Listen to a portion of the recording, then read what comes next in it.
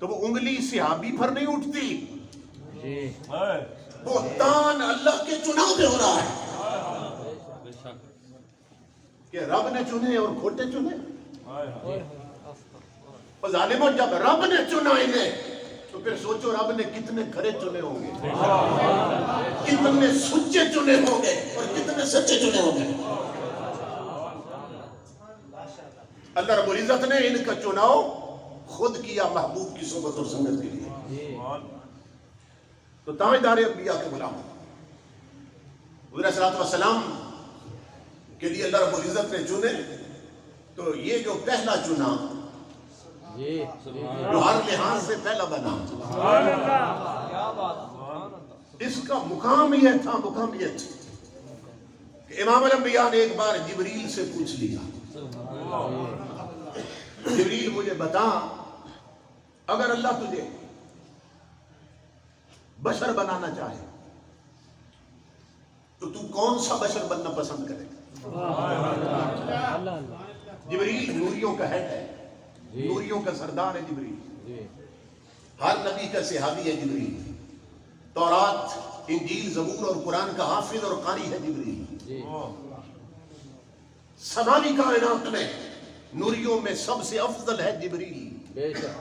امام الانبیاء نے فرمایا جبریل اگر اللہ پوچھ لے کہ جبریل تجھے بشر بنا دیتے ہیں تو کون سا بشر بننا پسند کرو گے؟ جبریل اپنی حسرت بتا رہا ہے. جبریل کہنے لگا آقا اللہ کی عزت کی قسم میں تیرا یار ابو بکر صدیق بننا پسند کروں. نعرہ تکبیر، نعرہ رسالت، نعرہ تحقیق، نعرہ حیدری، گلی گلی نگر نگر، گلی گلی نگر نگر، تاجدار ختم نبوت.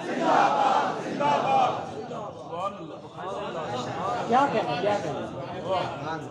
نوریوں کا سردار ہے اور طلب یہ ہے کہ اگر بشر بنوں تو میں صدیق اکبر جیسا بنوں. کیوں جبریل صدیق اکبر جیسا کیوں بننا چاہتے ہیں؟ تو اس لیے کہ میں دیکھتا رہتا ہوں جس مجلس میں ابو بکر ہوں امام الانبیاء کی نگاہیں چہرہ صدیق سے ہٹتی نہیں.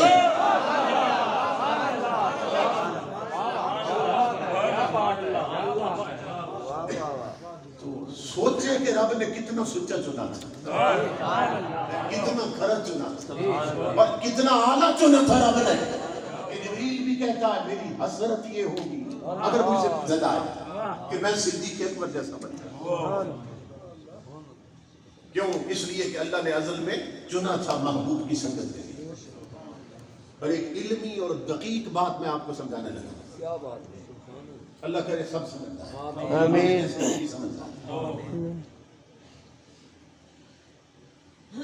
اس عالم انسانیت میں انسانی ہدایت کے لیے سب سے پہلے کس نبی کو بھیجا گیا؟ بشریت کی ابتدا جس ہستی سے ہوئی ہے انہی ہستی کے سر پر، اسی ہستی کے سر پر اللہ نے نبوت کا تاج رکھا. حضرت آدم علیہ السلام، وہاں سے انسانی ہدایت کے لیے نبوت اور رسالت کے باب میں سلسلے کا آغاز ہوا اس مادی دنیا میں. تو آدم علیہ السلام نے دو اعلان کیے. ایک اپنے نبی ہونے کا اعلان کیا کہ میں اللہ کا نبی ہوں، اور دوسرا جو ان کے بعد آنے والے تھے نا آدم علیہ السلام نے ان کی بشارت دی، اپنی نبوت کی خبر دی، اور جو ان کے بعد نبی آنے تھے ان کی انہوں نے بشارت دی، کیونکہ ان سے پہلے اس دنیا میں نبی نہیں بھیجا گیا.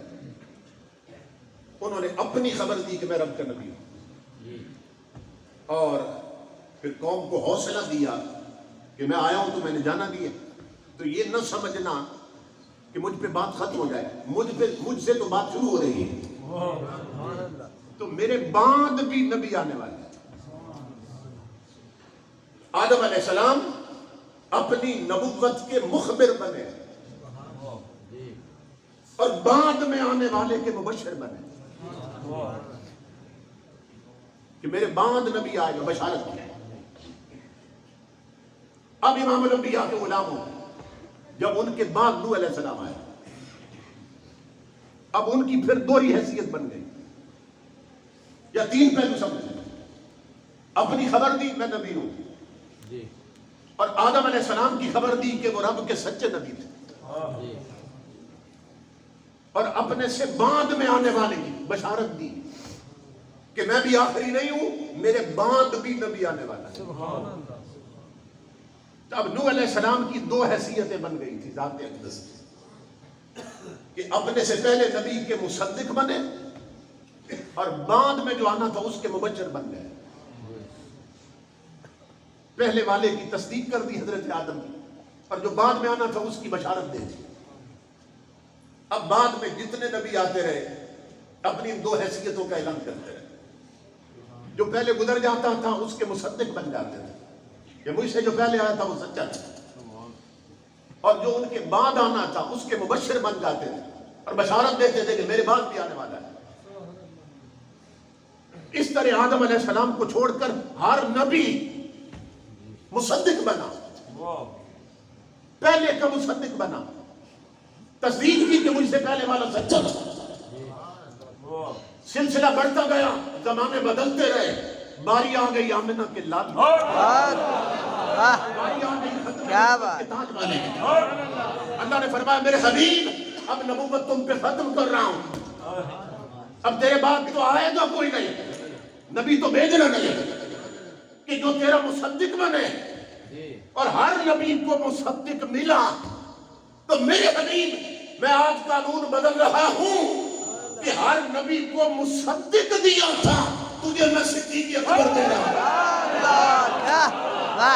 کیا بات، تکبیر، نعرہ رسالت، نعرہ تحقیق، نعرہ حیدری۔